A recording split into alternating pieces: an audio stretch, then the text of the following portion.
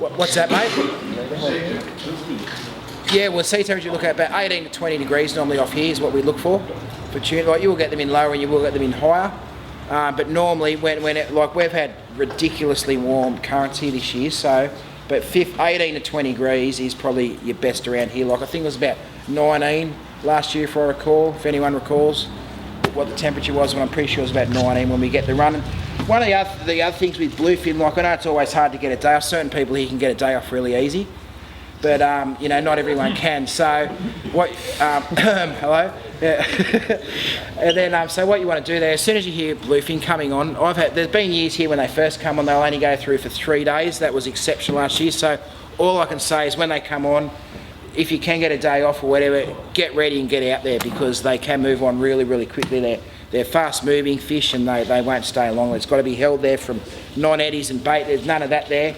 One guy's gets them one day, they won't catch them the next day. So maybe not so much of the bluefin, but some days with the yellowfin last year, there's actually days out there where you'd actually do better on stick baits than where you would trolling around all day. Well, that's yeah, so it's always worth having different arsenals. Being fixated on those souries, you know, very often they wouldn't look at a subsurface presentation. They wouldn't hit a diver simply because souries are a surface orientated bait fish, and they're basically like gars, just sitting just under the surface the whole time, and you'd see them just skittering across here. And you know, a lot of the times, and I mean, a good friend of ours, Nick Clark, he hooked up to a yellowfin on a stick bait on 50-pound popper outfit, which actually threw in frustration just to try and get a bite, and he hooked a 90-kilo yellowfin for 4 hours on, you know, 80-pound leader, and it eventually wore through because the stick bait was about 4 inches long.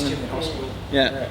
But, and I mean, that comes down to the other thing. I mean, if it comes to big tuna, I would personally much rather be loaded up on a overhead game stand-up tackle than this. I mean, yeah, it's all fun and games to hook one of the things, but when you're 3 hours in trying to pull the thing up from the depths, it's not that fun with one of those species that hang down deeper.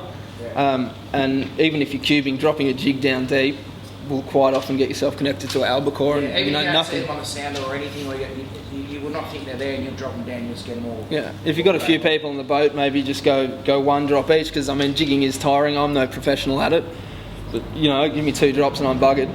But if you've got a few blokes on the boat, have a jig drop each, and you know, you keep that in a rotation while someone else is cubing, and you never know, you might get albacore, you might get bluefin, you might get big yellowfin, you might get big-eye tuna. You never know, because big-eye tuna, again, are one of those species that will always be hanging down deep towards the thermocline.